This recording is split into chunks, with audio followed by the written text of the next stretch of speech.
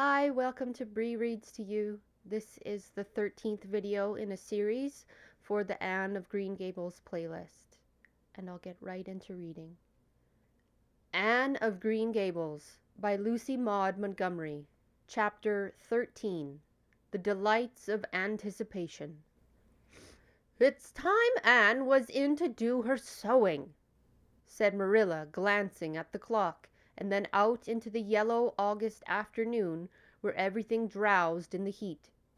"She stayed playing with Diana more than half an hour more than I gave her leave to, and now she's perched out there on the woodpile talking to Matthew, 19 to the dozen, when she knows perfectly well she ought to be at her work. And of course he's listening to her like a perfect ninny. I never saw such an infatuated man. The more she talks and the odder the things she says, the more he's delighted, evidently. Anne Shirley, you come right in here this minute. Do you hear me?" A series of staccato taps on the west window brought Anne flying in from the yard, eyes shining, cheeks faintly flushed with pink, unbraided hair streaming behind her in a torrent of brightness. "Oh, Marilla," she exclaimed breathlessly, "there's going to be a Sunday school picnic next week in Mr. Harmon Andrews' field right near the Lake of Shining Waters. And Mrs. Superintendent Bell and Mrs. Rachel Lynde are going to make ice cream. Think of it, Marilla. Ice cream. And oh, Marilla, can I go to it?" "Just look at the clock, if you please, Anne. What time did I tell you to come in?" 2 o'clock. But isn't it splendid about the picnic, Marilla? Please, can I go? Oh, I've never been to a picnic. I've dreamed of picnics, but I've never—" "Yes, I told you to come at 2 o'clock, and it's 2:45. I'd like to know why you didn't obey me, Anne." "Why, I meant to, Marilla, as much as could be. But you have no idea how fascinating Idlewild is. And then, of course, I had to tell Matthew about the picnic. Matthew is such a sympathetic listener. Please, can I go?" "You'll have to resist the fascination of idle whatever you call it. When I tell you to come in at a certain time, I mean that time, and not a half an hour later. And you needn't stop to discourse with sympathetic listeners on your way, either. As for the picnic, of course you can go. You're a Sunday school scholar, and it's not likely I'd refuse to let you go when all the other little girls are going." But, faltered Anne, "Diana says that everybody must take a basket of things to eat. I can't cook, as you know, Marilla, and I don't mind going to a picnic without puffed sleeves so much, but I'd feel terribly humiliated if I ever had to go without a basket. It's been preying on my mind ever since Diana told me." "Well, you needn't pray any longer. I'll bake you a basket." "Oh, you dear good Marilla. Oh, you are so kind to me. Oh, I'm so much obliged to you." Getting through her ohs, Anne cast herself into Marilla's arms and rapturously kissed her sallow cheek. It was the first time in her whole life that childish lips had voluntarily touched Marilla's face. Again that sudden sensation of startling sweetness thrilled her. She was secretly vastly pleased at Anne's impulsive caress, which was probably the reason why she said brusquely, There, never mind your kissing nonsense. I'd sooner see you doing strictly as you're told. As for cooking, I mean to begin giving you lessons in that some of these days, but you're so feather-brained, Anne. I've been waiting to see if you'd sober down a little and learn to be steady before I begin. You've got to keep your wits about you in cooking, and not to stop in the middle of things to let your thoughts rove all over creation. Now get to your patchwork and have your square done before tea time." "I do not like patchwork," said Anne dolefully, hunting out her work basket and sitting down before a little heap of red and white diamonds with a sigh. "I think some kinds of sewing would be nice, but there's no scope for the imagination in patchwork. It's just one little seam after another, and you never seem to be getting anywhere. But of course I'd rather be Anne of Green Gables sewing patchwork than Anne of any other place with nothing to do but play. I wish time went as quick sewing patches as it does when I'm playing with Diana, though. Oh, we have such elegant times, Marilla. I have to furnish most of the imagination, but I'm well able to do that. Diana is simply perfect in every other way. You know that little piece of land across the brook that runs up between our farm and Mr. Barry's? It belongs to Mr. William Bell, and right in the corner there is a little ring of white birch trees. The most romantic spot, Marilla. Diana and I have our playhouse there. We call it Idlewild. Isn't that a poetic name? I assure you it took me some time to think it out. I stayed awake nearly the whole night before I invented it. Then, just as I was dropping off to sleep, it came like an inspiration. Diana was enraptured when she heard it. We have got our house fixed up elegantly. You must come and see it, Marilla, won't you?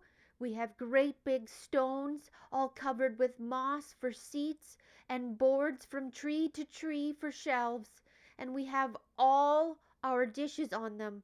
Of course they're all broken, but it's easiest thing in the world to imagine they are whole. There's a piece of plate with a spray of red and yellow ivy on it that is especially beautiful.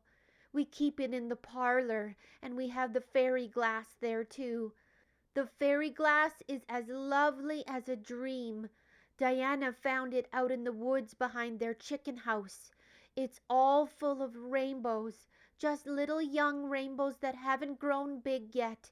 And Diana's mother told her it was broken off a hanging lamp they once had. But it's nice to imagine the fairies lost it one night when they had a ball, so we call it the fairy glass. Matthew is going to make us a table.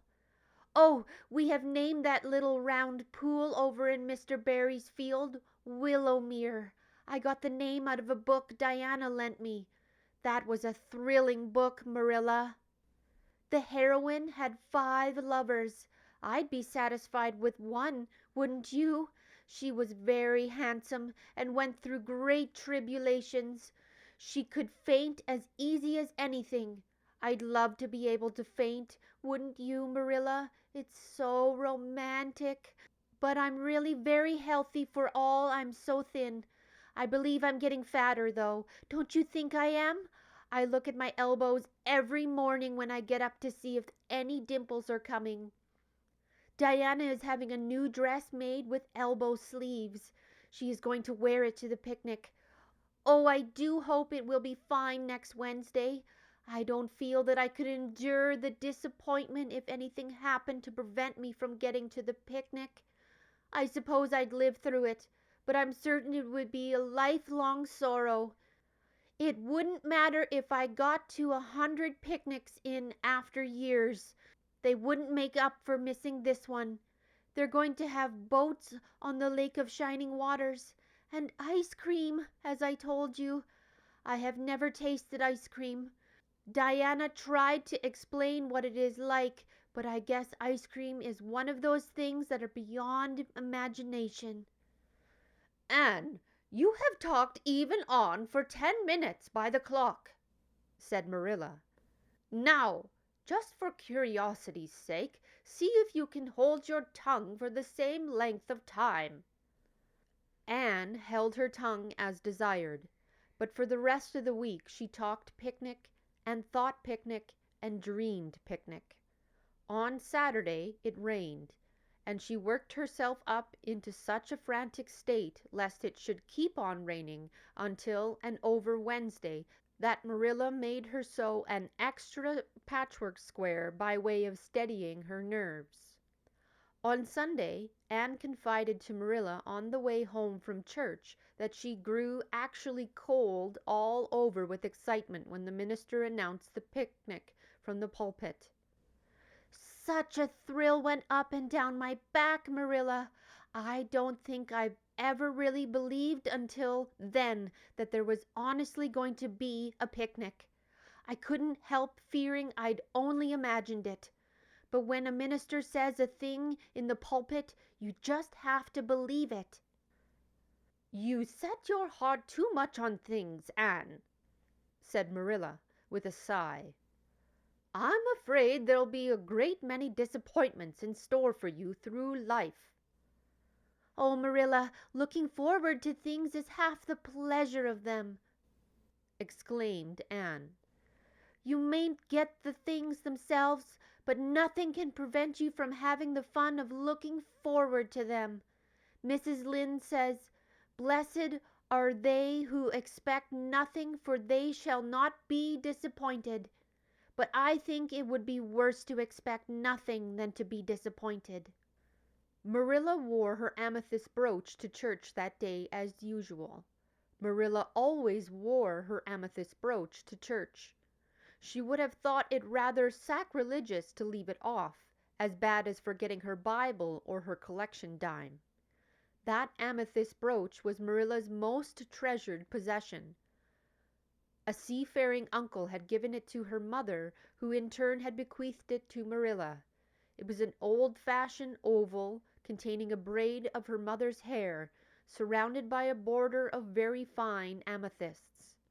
Marilla knew too little about precious stones to realize how fine the amethysts actually were, but she thought them very beautiful and was always pleasantly conscious of their violet shimmer at her throat, above her good brown satin dress, even although she could not see it. Anne had been smitten with delight admiration when she first saw the brooch. "Oh, Marilla, it's a perfectly elegant brooch. I don't know how you can pay attention to the sermon or the prayers when you have it on. I couldn't, I know. I think amethysts are just sweet. They are what I used to think diamonds were like. Long ago, before I had ever seen a diamond, I read about them, and I tried to imagine what they would be like. I thought they would be lovely, glimmering purple stones. When I saw a real diamond in a lady's ring one day, I was so disappointed I cried. Of course, it was very lovely, but it wasn't my idea of a diamond. Will you let me hold the brooch for 1 minute, Marilla? Do you think amethysts can be the souls of good violets?" That was chapter 13 of Anne of Green Gables by Lucy Maud Montgomery. I hope you enjoyed it. Bye.